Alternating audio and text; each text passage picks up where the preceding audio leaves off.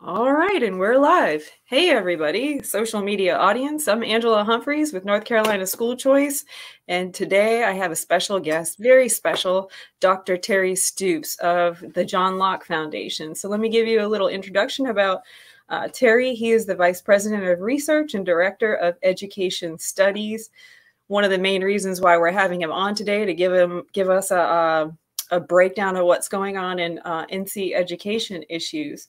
Let's see, Terry oversees the research team at John Locke Foundation's writing and analysis across the spectrum of public policy issues. He also specializes in K through 12 education and school choice. Yay!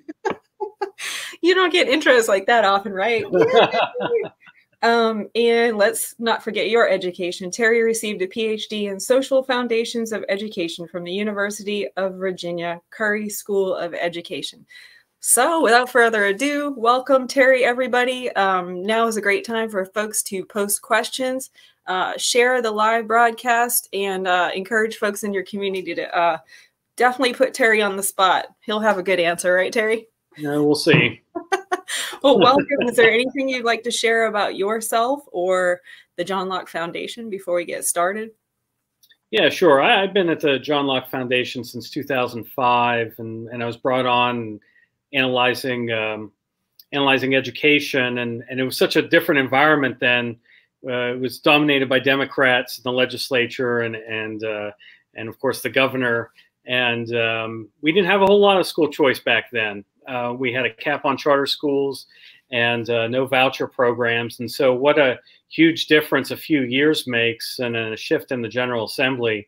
By 2010, 2011, we have no cap on charter schools. We have voucher programs, and so it's been really quite a ride here at the Locke Foundation to witness that sort of change, and it's a welcome change. And I'm really proud to be here at the John Locke Foundation, looking at those issues and overseeing our research activities. So we're a public policy think tank located in Raleigh.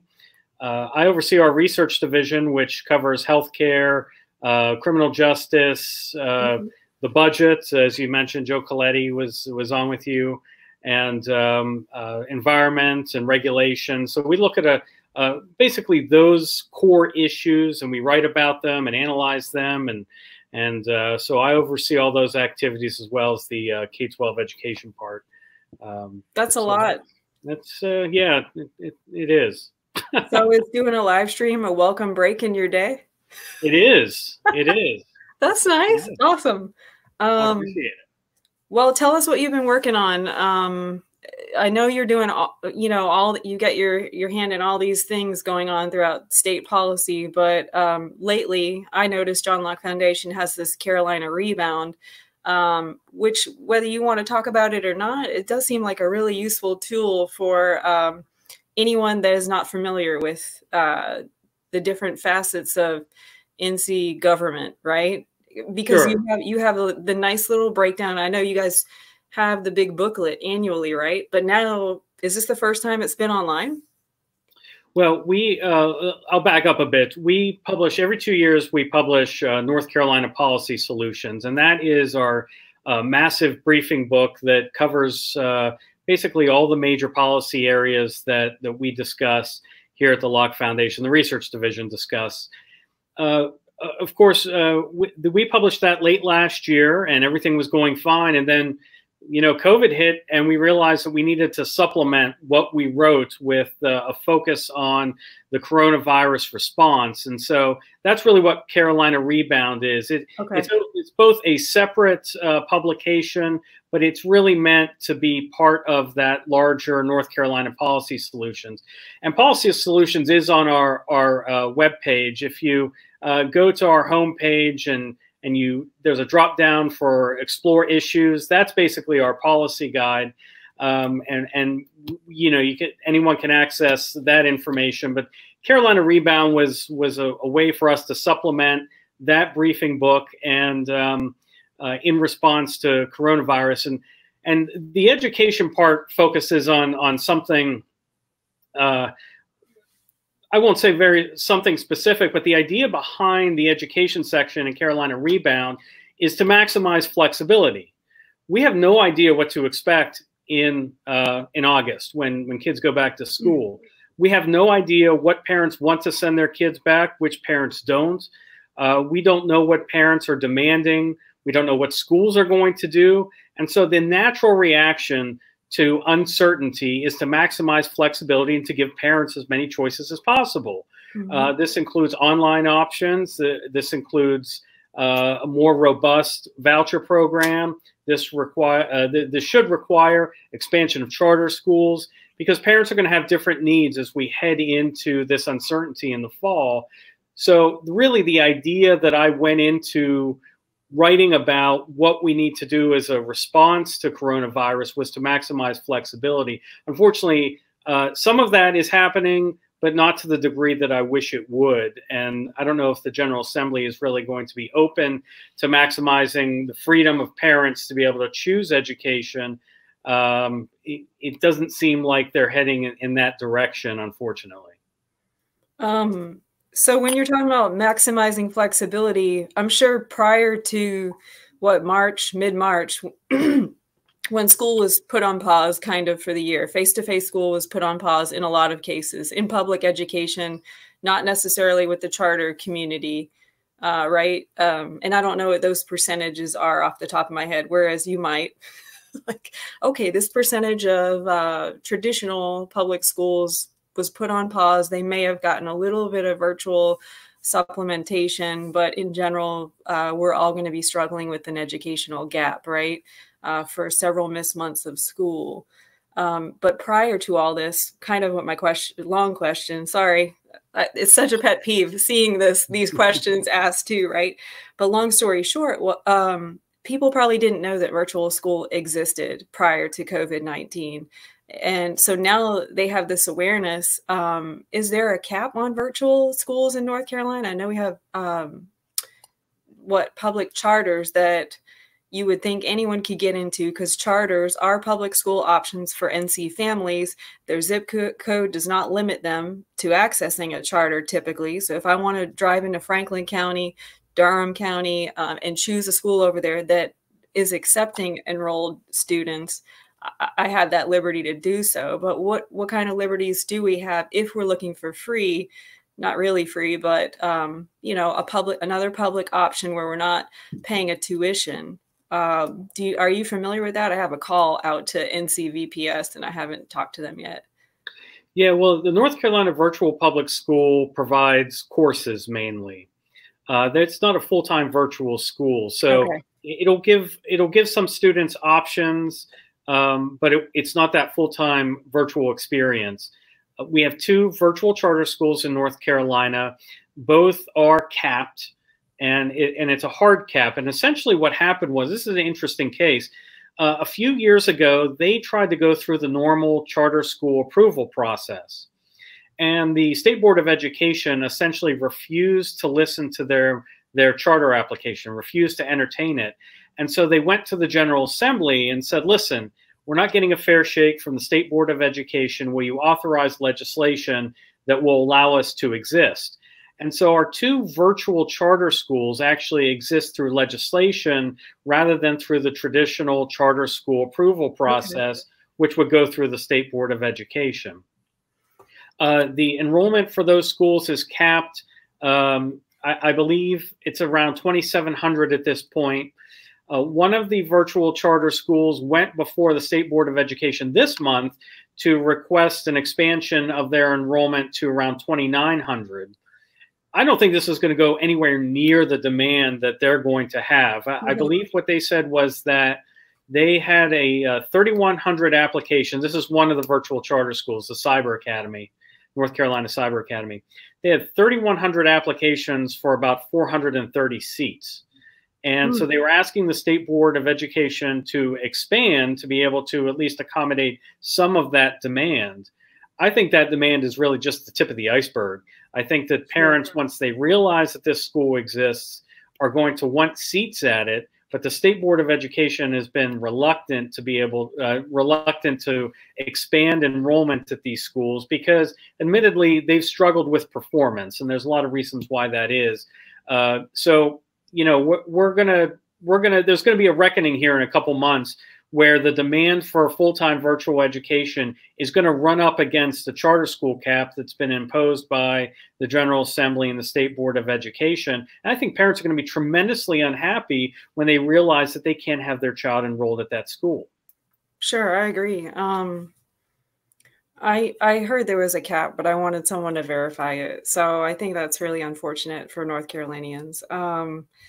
What about the likelihood of someone coming along, like a parent and a little motivated group of parents starting their own charter that's 100% virtual? Do you think there's any likelihood? Because it sounds like this charter, what'd you call it? NC Cyber Academy? Cyber Academy, yeah. They went up against the current State Board of Education, and what they were they rejected those 200 seats? They are going to consider the request. Okay. So I don't believe they made a final decision on it. I might be wrong about that. I listened to the discussion, but I don't know if they took a vote. Okay. I don't know either. I got to catch up on some Board of Education meetings. Super fun. There's a lot going on at those meetings, which is why I missed that, among other things. But and that's just one of the virtual charter schools. There's another one that North Carolina has that that will probably be doing the same, going before the state board and asking for an expansion. The likelihood of a parent coming, or a group of parents coming and having a charter school application for full-time virtual, they wouldn't be able to get that school open until 2022 at this point, given that charter schools have to go through the application process, go through the vetting process, and then there's a year planning process. I've been through all this because I co-founded a charter school with my wife, so I could tell you that it is quite the process. It takes a whole lot of time, and parents, of course, would have to find the money to be able to support the cost of having a full-time virtual option, which can be substantial. Sure. So speaking of costs, what do you think about? Hold on, sorry, my lights go off. I don't know if this happened during Joe's interview. No, is it? You've got to move around. We got to do a 5-minute break. So if you see me moving around, it's to activate my lights, and so I know it's weird, and I apologize, but I thought your power was going out, but you were still there. So I was like, okay, we can proceed in a dark room. Yeah, this is a struggle. This is the struggle, right, of technology. Anyway. You'll be all right. If it goes dark, we'll know what happened. So yes. I want to dig into the costs, but I need to kind of stay in the what are my choices category. So for rapid options in August, people can always homeschool. They can't just throw together their own school. They can fund tuition at a private online school, right? I know several years ago, I was looking at like Liberty University online, but it was very like way out of my price range. I was like, no, maybe in high school. Right. Any other options you think that folks might not be seeing? I know there's micro schools, but have you visited any in North Carolina? I have not, okay. But micro schools is sort of the new thing, and it's an extremely positive approach to schooling, I think. Micro schools really became possible because there was a change in the homeschool statute a few years ago, where homeschoolers they never got in trouble, but they could have gotten in trouble if they sort of got together and constituted a school. So recognizing that change in the way that homeschooling was happening, the General Assembly wisely changed the statute to be able to allow homeschoolers to do that. We have 142,000 homeschoolers in North Carolina. That's an estimate from the North Carolina Department of or Division of Non-Public Education. Mm-hmm. And that's not even this year's number. We'll get this year's number in early July. It would basically be the third largest school district, if it were a school district in the state. And it's going to overtake Charlotte-Mecklenburg here pretty soon. So we have not only a huge homeschool population, but as a percentage of our total, and I was just looking at these numbers, which is why I know, if you look at homeschooling in North Carolina as a percentage of our school age population, we actually have the largest share of homeschoolers of any state in the nation. Numerically, we're outdone by California and Texas, but as a percentage of our school age population, we eclipse those states and every other one. So homeschooling is definitely an option.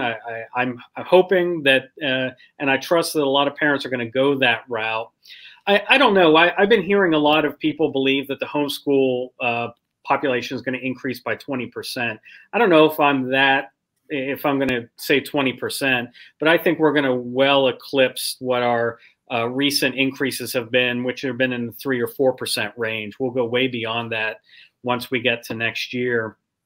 And I think parents worried about transmission of coronavirus are going to see homeschooling as a natural way to prevent any of those concerns from getting in the way of schooling. So given all the options that homeschoolers have with online tools, with all the companies out there that offer curriculum, I think it's going to be a natural fit for a lot of families. Yeah, I don't think the general public probably doesn't realize that we can. So as a homeschool community, I repeat this often. I am a homeschool mom. Been doing it almost 4 years now, I think. But Izzy's going into rising eighth grader, and pulled her out in third. So longer than I am realizing here. But I'm always looking for tools to make my life easier so I can do more of this, like advocacy work. Mm-hmm. And so I don't think the normal parent realizes we can purchase programs that we could just pop into a DVD player, or invite you to our homeschool classroom. If willing, we can invite those subject experts. And, if I'm looking for someone who looks exactly like me, getting into the cultural wars, that we're seeing a lot of, I could invite the police chief into my homeschool and things like that, if she were willing, the Raleigh police chief, of course. She's busy. So yeah, she's busy. I could probably just catch her in downtown Raleigh on the street easier than inviting her into my homeschool.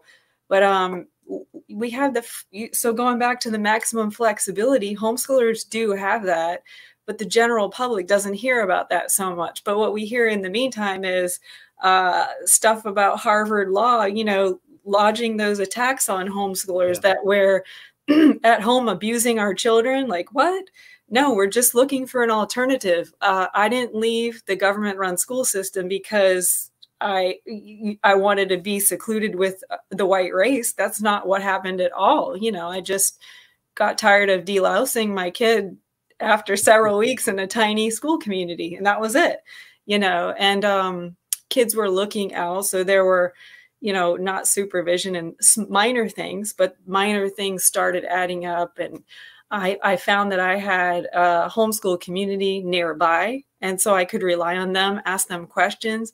So I think those are big pieces of making those transitions. It's doable kind of once you know what it is, right? Just like doing advocacy work is doable once we get kind of the foundations.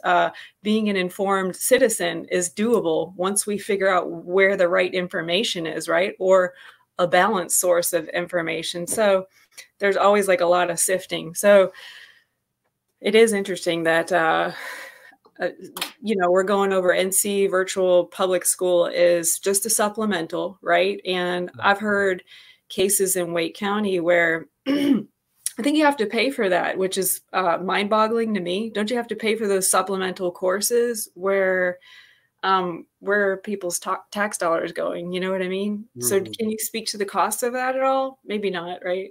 Well, the North Carolina virtual public school is free to public school students, but other students, homeschoolers, have to pay for those courses. We've for years supported a tax credit for homeschool families to be able to offset some of the cost of instructional materials, or even some sort of small education savings account or something like that.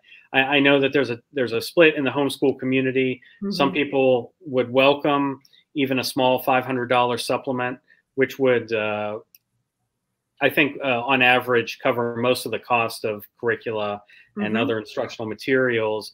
Others don't want the government to be involved with homeschooling, and so fear that providing any sort of supplement will be a foot in the door. So I get sort of that strain that's in the homeschool community, but we're blessed to be in a time where you can go online and there are a lot of free resources that are high quality resources. And that's really the great thing about what we're seeing, is that you can really find some of the top-notch scholars teaching high caliber material for minimal or no cost. And so you don't have to go that North Carolina virtual public school route in order to find high quality materials. That's right. But that would just be a free option. Are you saying the scholars are doing educational resources for free, or no? You find some of that. Okay. Some universities offering courses online. They tend to vary in rigor. They tend to vary in subject. Sometimes they're relevant to high school students. Sometimes they're not. But you also have Khan Academy. You have those sort of resources available, and even things like Audible and those things for a minimal cost, being able to have those kind of resources as well. Yeah, I think I'm now an Audible member, thanks to Robert Pondicio's new book. Yes. I had to get that on so I could listen, because you gotta always be multitasking, right? Well, what about some other options? What are we not thinking about here? How about funding? If I was a homeschooler, I'm giving up, and you've opened a door into private education for me by expanding the Opportunity Scholarship Program, or someone has like someone in the legislature has agreed to get a large group of others to agree that this is something we should expand, because maybe more people can use these dollars for a private education and leave. Because I don't know what did private schools look like after COVID compared to the traditional school? Do you know? Well, this really speaks to the diversity of private schools, is that there isn't really a one-size-fits-all answer, because private schools are so different. Some are small, some are large. You have faith-based schools, you have independent schools. I think that private schools are probably in a better position to social distance, if that is something that's going to be required, than a district school, because districts, the idea is that they try to stuff as many kids in school buildings as possible. If you look at some of the capacity numbers for Wake County, for example, you find that their schools are like 115% of capacity. How can you possibly social distance if you've stuffed that many kids into a school, not to mention all of the trailers or learning cottages or whatever you want to call them? Learning cottages is the term that makes you feel good about really what they are. They're just trailers, but you really can't do much social distancing when you have so many students in such a school building. I tend to think that private schools, being smaller, might be in a better position to be able to do that. They have typically smaller class sizes. Sometimes they have combined grades. So that would be doable. But I'm glad you brought up private schools, because one of the big concerns that a lot of us have is that with the economic downturn, fewer parents are going to be in a position to be able to afford private school for their kids. And we're not talking about expensive private schools. So the typical private school in North Carolina has a tuition roughly around $5,800. I mean, we're not talking about tens of thousands of dollars. They're actually very modest tuition for most private schools in North Carolina. If you're a parent and you've set aside a few $100s a month for your child to go to a private school, but you're out of a job now because the economy was shut down and you're out of a job, and you know that your unemployment is going to be limited, you're not going to have the tuition dollars to be able to send your child to a private school. So your options are, you can homeschool or move your child back into the public system, either in a charter school or in a district school. And so we have this migration that could potentially cost the state a significant amount of money. It was calculated that a 10% migration from private schools to public schools would require the state to have basically the state and the local school districts another $100 million to be able to accommodate all of the just 10% of the students migrating from private to public. That's why a few of us are exploring options to give families a tax credit to be able to offset some of the costs. And it's a small tax credit, it's $2,100. And this is a bill that's been proposed by Senator Rob Ryan from Mecklenburg County.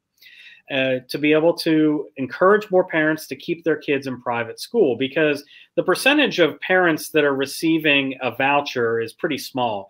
Of the 100,000 or so students that are in a private school, only around 10% are receiving an opportunity scholarship or one of the disability grant or the education savings account. So we're not talking about a huge number. That 90% of those that are paying out of pocket for private school, those are the ones we're concerned about. And it would cost less for us to give them a modest tax credit or even expand the voucher programs a little bit to increase the eligibility for these parents than to have them all migrate to a traditional public school or charter school and cost the state significantly more.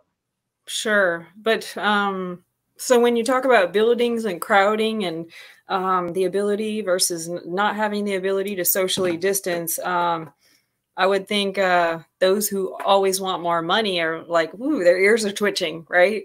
And they're always looking for those ways and justifications to spend more money. So I was hoping that capital funding would be paused when it came to state or public education in the state of North Carolina. But it sounds like probably not. That might not be likely. Listening to your argument, they have the motivation to proceed and build more school buildings, even though it might just be temporary until the economy can rebound. So that's a little scary, I would say. Well, I don't think we're going to see hopefully we're not going to see an expansion of capital funding. There has been a bill proposed for a significant bond that would have K-12 schools, community colleges, universities, and transportation involved. But since we're dealing with a very limited time, even if they did pass a bill that approved capital funding, you really wouldn't be able to start those projects until next year. And by then, we might not even have a problem. So capital funding is not going to, I don't think, get us very far. And I don't think there's going to be a big push for capital funding. The way that the public schools now are proposing dealing with social distancing are things like split schedules. And every other day schedules, which if you're a working parent is absolutely unworkable. I mean, you think about it, if your child goes to school Monday, Wednesday, Friday, or only goes to school in the mornings, what working parents can really accommodate that sort of schedule unless they're working from home? And this you know, is would really affect the low-income families the most, because they are typically the ones that have jobs that have the least flexibility in their schedule. And so those of us who have jobs where we could work from home or leave during the day, that's easy. We can handle that. Those who who are hourly workers or don't have a flexible schedule can't afford just to go off in the middle of the day and pick up their child or only work on certain days of the week. So really, we don't have a whole lot of information about what school districts are going to do. And we thought that the State Board of Education today was going to discuss it. They put it off to June 11th.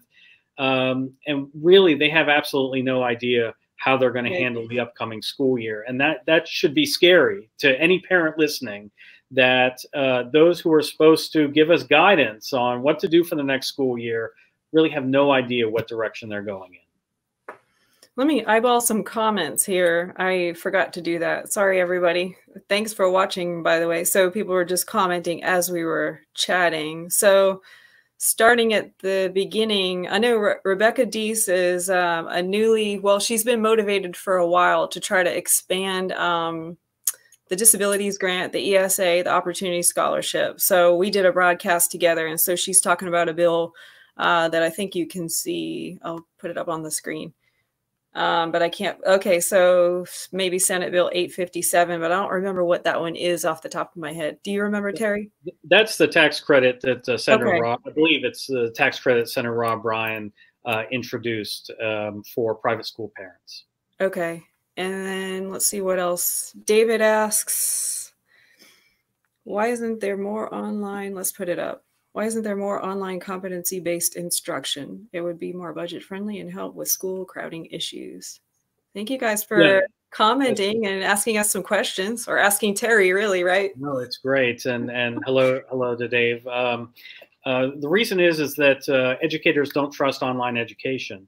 If you listen to how the State Board of Education talks about sort of the online charter schools, for example, they talk about in very negative terms. And I understand why that there is some performance concerns, but there's a deep distrust of online education.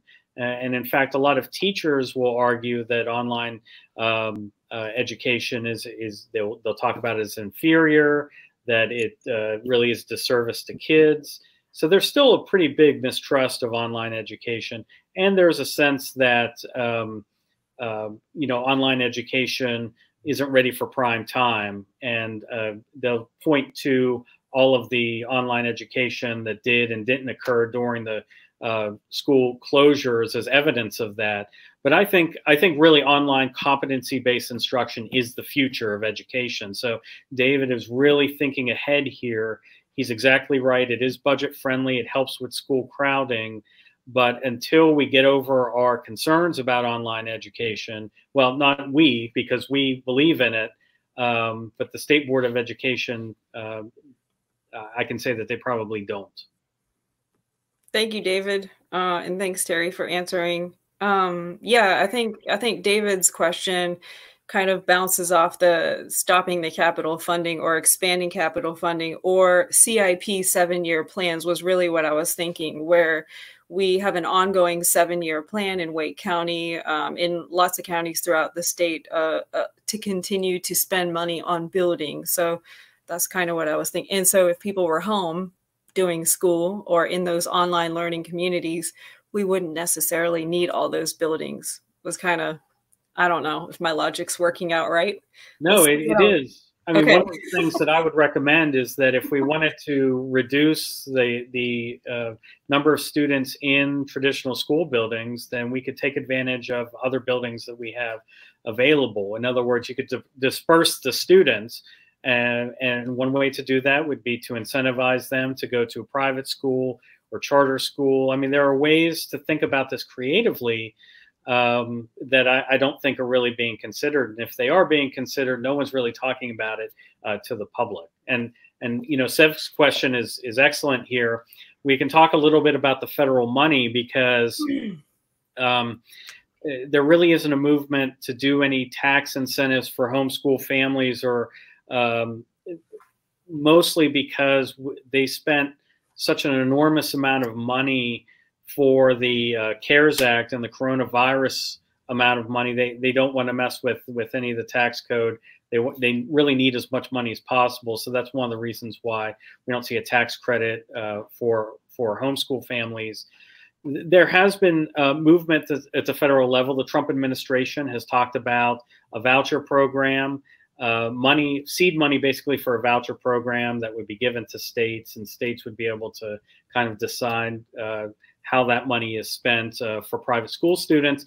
That was all pre-coronavirus, so we're not going to see much movement on that. But at least the federal government is talking about it. Betsy DeVos is talking about it. President Trump has talked about it.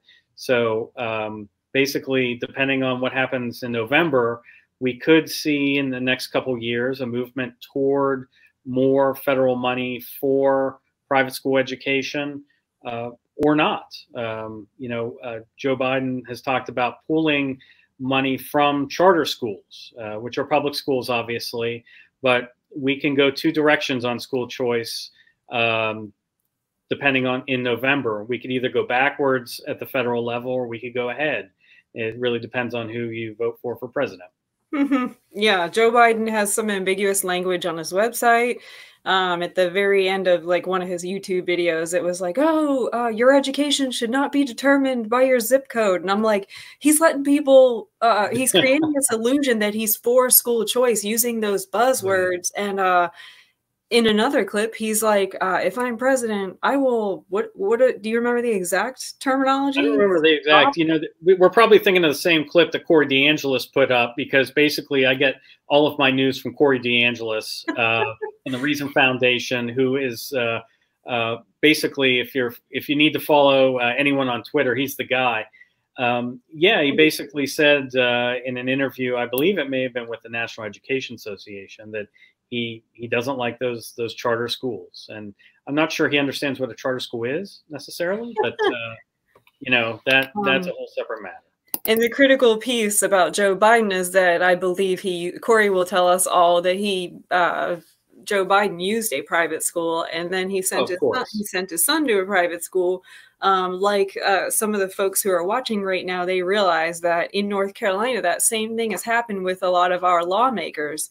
So when it comes to someone standing in the way of expanding school choice options, which the long story made short is a lot of people don't realize that school choice is more cost effective than sending the child through the government run school system, right? Yeah, so I think everyone there is familiar with Corey based on Sev's comment. Corey rocks. Yeah, we know he rocks. We need more Corey DeAngelises.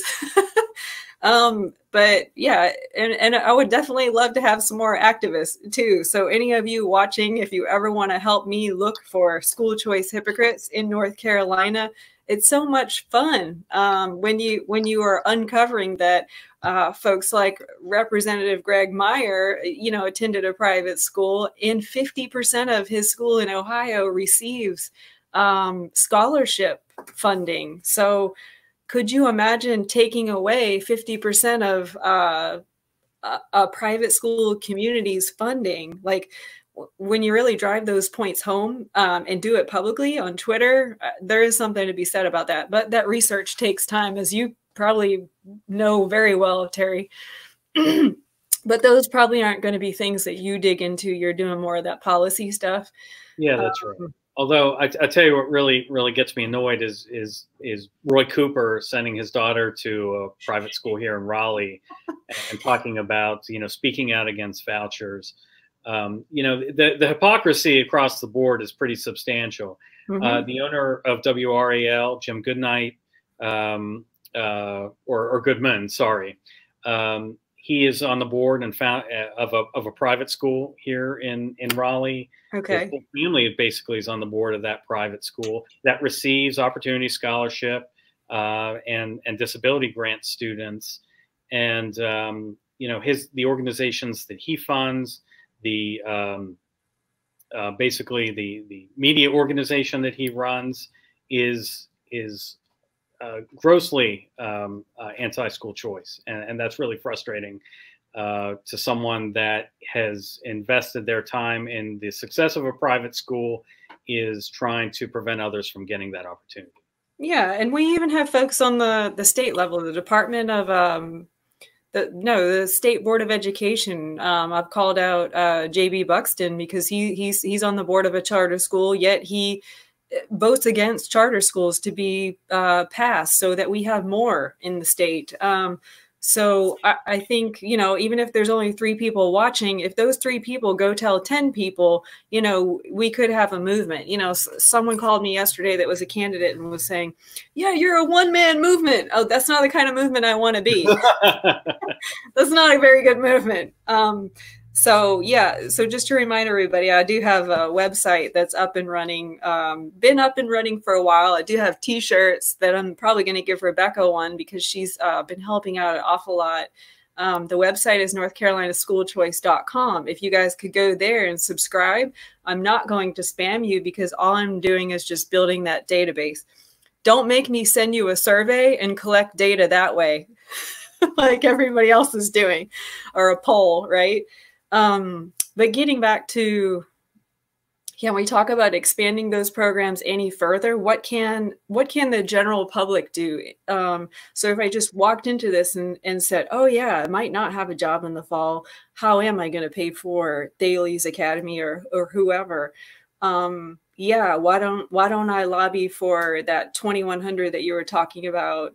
How do I get started? Do I have to sit there and wait for someone to have that action email for me to mass email? Do you think it's effective to call up your legislator? Is it that scary? What do you think for beginners, Terry? No, I really think engaging with legislators is key because it really does assist them in the decision-making process. Um, no one group is better than that than the homeschoolers. If you want to see action happen, the homeschool community, if there's something they object to, will call en masse to legislators. I recall a few years ago when Governor McCrory wanted to move the homeschools from the Department of Non-Public or Division of Non-Public Education to the governor's office. There was an outcry, and that went away quickly. Why? Okay. Because you had a critical mass of people making the phone calls to their legislators, and to Governor McCrory's office. So I think that's a big part of it. They need to hear from parents. I tend to think that the private school parents, because of groups like Parents for Educational Freedom, are really doing a great job of mobilizing families and telling their stories, because I think there's some very powerful stories out there that for them to tell. So we're seeing some good things there. And I would say hooking up with a school choice group, or actually all of them, because they all do different things, and they all toward the same goal, basically, to expand school choice. And that's the great thing, is getting tied into these groups, I think, is really powerful. Really, the most disappointing group are the charter school families. You have 110,000 charter school students in North Carolina. The charter school families really take what they've been given for granted. And that's a real shame, because it can so easily be taken from them just with some sort of prohibition on enrollment increases, forced closure of schools. The mobilization really needs to occur in the charter school community. And I don't know how that happens. I don't know what it would take for that to occur. And I would hate for it to be a crisis that causes there to be a mobilization to happen, because the whole idea of mobilizing people and getting them on the phone and getting them in front of a camera to tell their stories is to ensure that that crisis never occurs. Yeah, that's interesting that you say the charter school community needs to get involved, because one thing I noticed the past 2 years in a row, when the teachers union was down there at the legislature with their signs and please expand government, and by means of Medicaid expansion and whatever, raises, better pensions, reinstating master pay, fund what is their thing? Don't fund corporations, fund public schools. The list goes on and on and on. Meanwhile, you look around and copies of the Communist Manifesto are also being sold. But anyway, I found out with those rallies that they were doing, not only were they political rallies, expanding, lobbying to expand government, selling that literature, passing out literature for candidates, literature for the next online rally. They're also, crap, I lost my train of thought.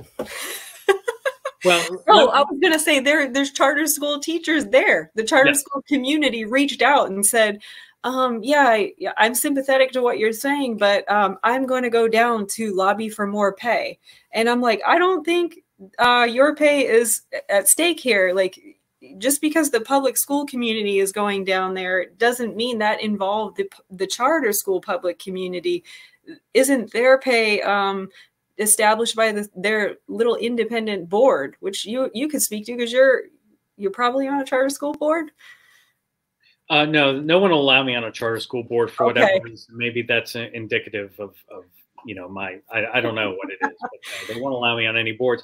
That's right. In North Carolina, the public schools, the district schools, are subject to the state salary schedule, and they have to pay teachers according to the salary schedule that's based on years of experience and credentials.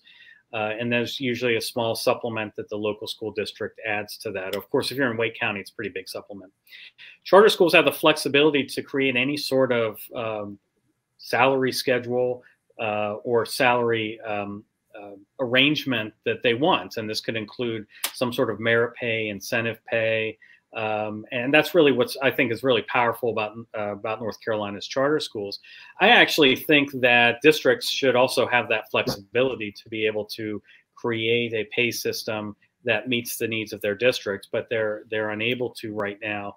It's one of the many areas that groups like the North Carolina Association of Educators want to establish. They like the statewide salary schedule because they fear that local school districts won't pay what they believe teachers should be paid, or they believe that all teachers should be paid along the same lines, regardless of performance. And so they want a state salary schedule. They want it controlled by the state. Charter schools have proven that if you have flexibility to create a compensation package for teachers, that it's more cost effective. And I think it's more effective from a human resources point of view.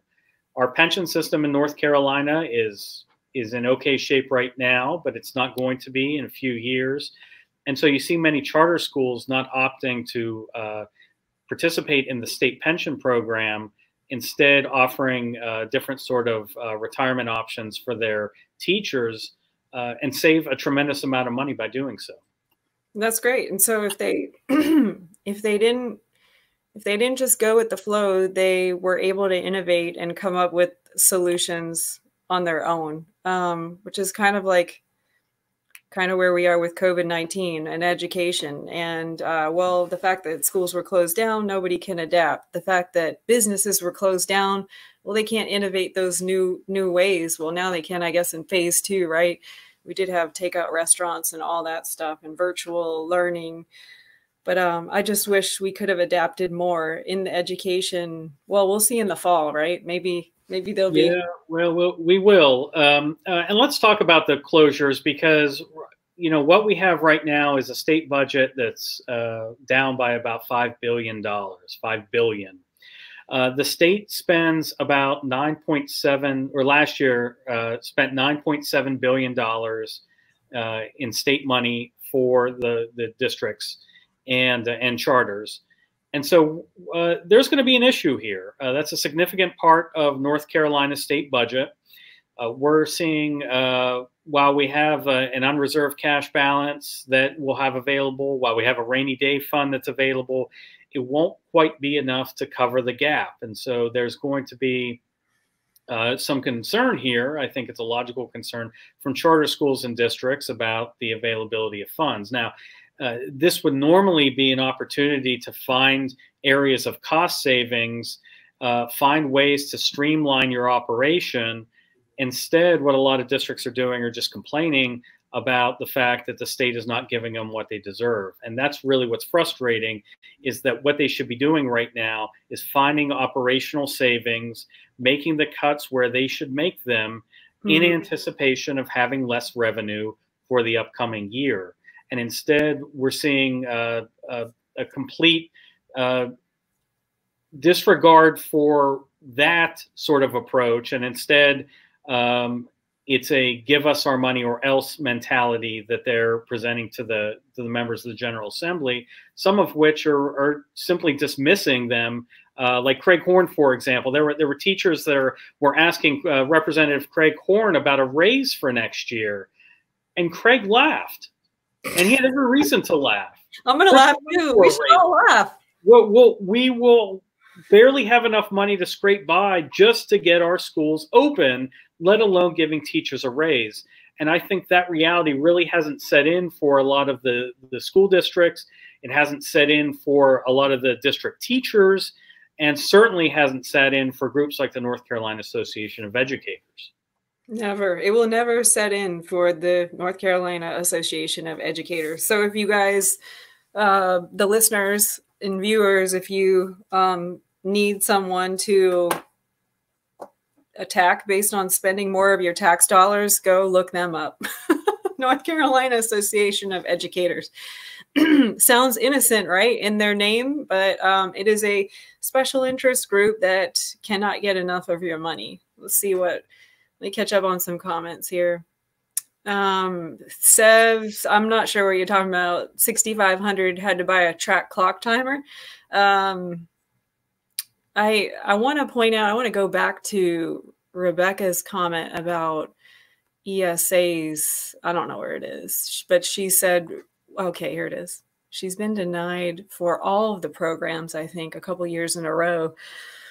And she, in addition to this comment, she's mentioned private school tuition being over $20,000. So all the more reason, I think, in my opinion, where these school choice programs should be expended. Now, there's a lot of money, I guess, when you look at the 3 grants programs, right? 9,000, 8,000, and 4,200. But that's still, you have to qualify for those things to apply all of that to your private school tuition. And some of the language in there is so odd. Like some of it, you needed to be formerly a public school student. Like, where do they get these ideas? Do you know, Terry? Yeah, I know where they got that one. It's to prevent what's called deadweight loss, which is if you're a private school student and then you receive a voucher, it means that the state has a net loss because they're receiving money for the first time. If they're moving from a public school to a private school, it means that there's going to be savings. So that's the origin of that requirement, just making sure that there's not a deadweight loss. And that was, I can tell you from behind the scenes, that was something that had to be put in there as during the negotiations. It was just something that lawmakers had to put in to get everyone on board. I think it's time for us to expand the eligibility requirements for all of our voucher programs. And this includes the Opportunity Scholarship, allowing middle-class parents to take advantage of it. I think we're ready for that. I think there's demand for that. So, and in fact, there was movement in that direction. If you remember, the budget from last year would have done some expansion of the eligibility for the Opportunity Scholarship and would have combined the disability programs into one large ESA program. There were some really great things in the budget, and this is the budget that Cooper vetoed, and the Republicans didn't have enough votes to be able to overturn the veto. But I think there were some great ideas in that budget, and I think that if the lawmakers can take parts of that budget and put it into legislation this year, or perhaps even the budget this year, and get that passed, I think that would be a magnificent advance for school choice in North Carolina. I don't know that it's going to happen because politics. Yeah, because November is coming. Yeah. Here's another good point from Rebecca. Just more red tape to qualify. Yeah. So that's right. So if Rebecca or me, we left the government-run school, didn't want to go back to those IEP meetings, and we're now currently homeschoolers, not jumping through the hoops. We're not necessarily going to have that IEP, which is, what does that stand for again? Individualized Education Program, and it is essentially a binding document between the parent, a legally binding document between the parent and the school system, outlining the different requirements that a public school has to provide for a student with a disability. My oldest has an IEP, and really it's just for a small supplemental service for reading instruction, and it's not it's not anything big, but it requires attorneys to sign off on it. There's a lot of paperwork involved. Yes. The violation of that IEP means that the school district is liable under federal law. And so they could get sued, and they often do, for violation of it. Yeah, and I understand that lack of enforcement then puts the burden on the parent. And so it's a very expensive lawsuit at that point. Absolutely. And then even if the parent is successful, once they're done, they're not allowed to talk about it, but by way of non-disclosure agreement, which is, how can we fix these problems if people can't talk about them? It just doesn't make sense. The more I learn about education, I'm just like, why? Yeah, okay, we got to give and take here and there and work across the aisle. But it's like, when these people on the other side of the aisle have done similar things to what we're looking for, it just does not make sense. So, and I don't see any more questions. I felt like I wanted to dig in again about something else you were talking about. But, oh, did you want to name all the groups in the state? All the little, they're not all necessarily working together, but I think they're all connected with one another. Can you name a few of them, or? Yeah, sure. We have Parents for Educational Freedom in North Carolina, and that is a general school choice group. We have the North Carolina Association of Public Charter Schools, which obviously focuses on charter schools. And we have the North Carolina Coalition for Charter Schools, which is another charter school group that is more focused on the legislative side than the association is. We have a number of groups representing the independent schools, the Catholic schools, the private schools, the faith-based private schools. So we have a lot of groups that are representing just that segment of the private school population. I should mention the Civitas Institute, which is a sister organization of the Locke Foundation. North Carolina Family Policy Council is very active in a lot of these issues.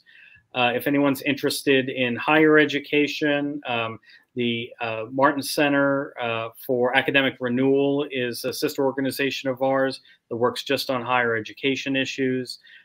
So there is a loose coalition of organizations that are involved with these issues. And it is loose because we all have our pet projects and our pet peeves, and we all have differences of opinion. So, you can't say that we're all on the same page all the time, but we all believe in expanding opportunities for kids. And we all believe that because kids are different, schools should be different for those kids. And so whether it is through a voucher or tax credit or some other means, or even no government involved, as little government as possible, we want to expand school choice. And so I should mention that there are individuals involved like you, Angela, obviously, reporters like A.P. Dillon from a North State Journal. There's a tremendous group of people working in this space, but not enough. Right. Yeah. Based on our population, right? Yes. What are we at? 10.1 million in the state of North Carolina.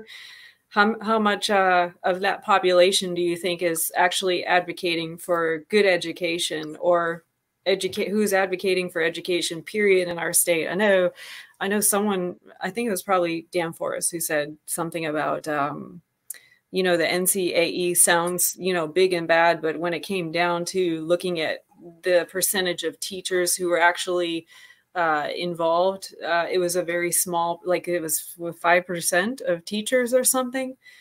So I would be curious to know if we can measure how many advocates we have that are doing the opposite, moving the opposite direction. But I can see that there's not a lot of movement, because I would be moving on with my life and not advocating for school choice if we had, a plethora of advocacy, right? Yeah, well, you could start charging dues like the North Carolina Association of Educators and get money that way. We actually don't know how many members they have because they refuse to reveal that data. So, but they do have probably between 5 and 15% of teachers are members, but they're outspoken and they organize the marches that came to Raleigh, and they fund campaigns for legislative seats. And they have all these activities because they have a little bit of money that they're able to leverage. And they call themselves, the representatives of teachers. But when you actually talk to teachers, you realize that they probably agree with the NCAE on a few issues. Of course, they want more pay. Everyone wants more pay. Sure. But when it comes down to some of their positions, especially their political positions, a lot of teachers are not going to agree that they should just vote straight Democrat, which is typically what the NCAE recommends. Right. Yeah. So I saw that they were giving out their little Apple cards, their cheat sheets at the polling sites, and you know, that was just another reason why I kind of got involved. They were handing out cheat sheets, but no one on the other side was doing the same. That's so right. Yeah, I would love to do that.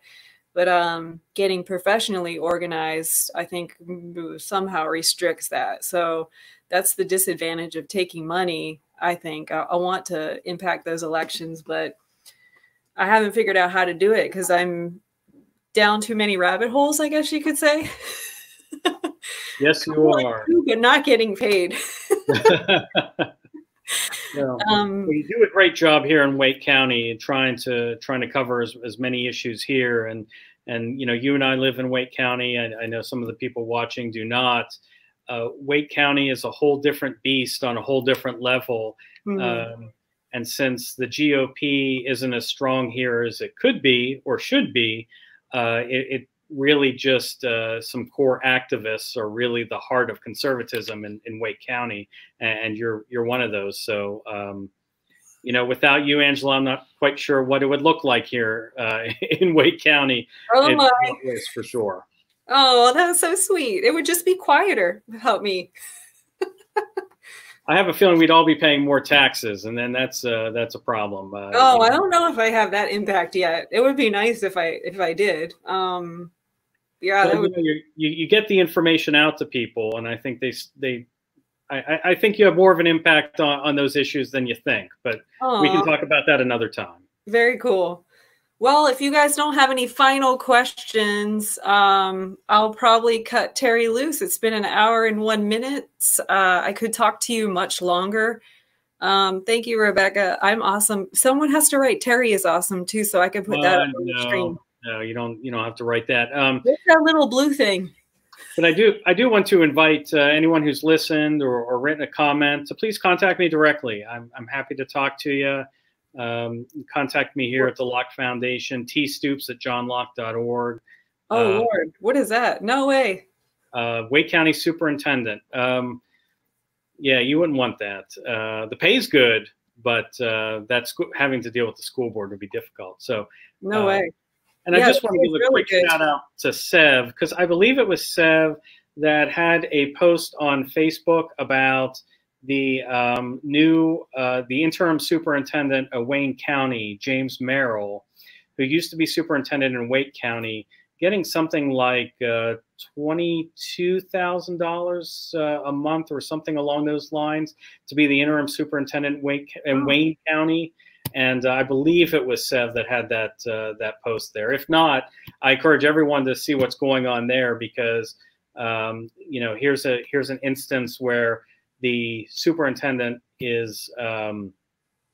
superintendent position is probably overpaid, and yeah, that's insane. Yeah. I think Kathy Moore gets over 300K. So Kathy Moore is the superintendent for Wake County Public Schools. Wait, so today is an important day in history, June 4th, Tiananmen Square. By the way, I meant to start out, but I also, while people are talking about running for things or superintendent and whatnot, don't forget school board filing for Wake County. At least you would have to look at I think your local county board of elections to figure out if you're having those filings coming up. But anyway, basically in Wake County, if you are a motivated parent, motivated to make a difference, you could run for school board, and there is training available.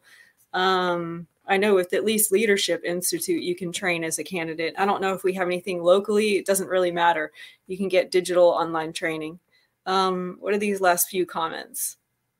Wow. Yes, I've just given the amount that he's paid per month. Yeah. And thank you very much for that, Sev. Yeah, and I think Sev, he's running for a state seat somewhere, I believe. Yeah. Okay.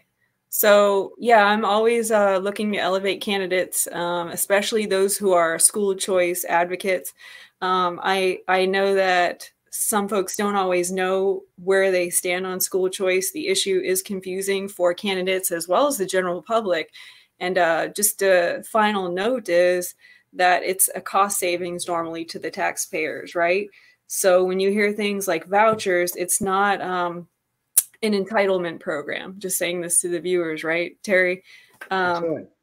And so those are some of the impacts I'm able to see, not necessarily reducing taxes, but educating candidates just kind of accidentally, just by talking and creating the content and just raising awareness. And it's a win-win if you think about it. You spend fewer taxpayer dollars, and you get a better, more personalized education. It's pretty good. I mean, you know, there aren't a whole lot of win-wins in life, and this is one. Yeah. Unfortunately, those opponents of it tend to be stronger and louder. Not stronger, but louder than we are. Louder, yeah. We have the better arguments. We just need to learn them and equip everybody with them. And then another way I can measure is a congressional candidate, you know, was initially for, let's see, what's it called? PVK? What does that break out to? I can't think of what it's expanding universal preschool. That's what it is. Mm-hmm. And it's another expense on taxpayers. So just having those small impacts, they're like a little sparkle in my life. And then your cool takeaway comment. So I'll have to go write your comment down on a Post-it. And I am also encouraging Rebecca to start a school choice journal, because she's doing a lot of volunteer work too. So everybody, thank you for watching. Terry, any final thoughts? No, let's stay safe and go eat at a restaurant. I'm going to get my hair cut tomorrow. I'm excited about that. It's been way too long. So, well, thank you for coming on, Terry. Everybody be sure to go check out the John Locke Foundation and check out Carolina Rebound for school choice short version, right? With some great recommendations in there. Terry, thanks for all that you're doing. And maybe you'll get some strange phone calls after this, right? That'd be fine with me. See you soon. Stay healthy. Thank all you. Right. Bye.